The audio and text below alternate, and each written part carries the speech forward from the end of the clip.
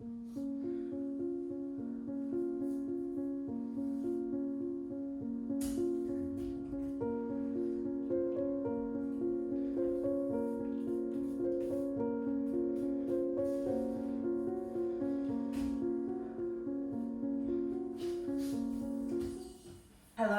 my name's Rowena from Pole Purpose. Today's video is just going to be a really quick tutorial on a little shape that I found today when I was training, which is why I've got mad woman hair and I'm just a little bit all over the place.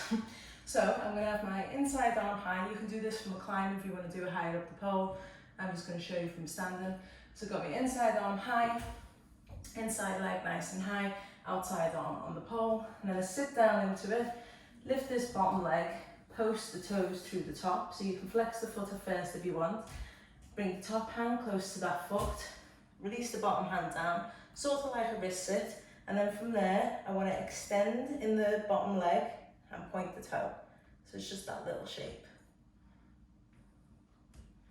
And release, release,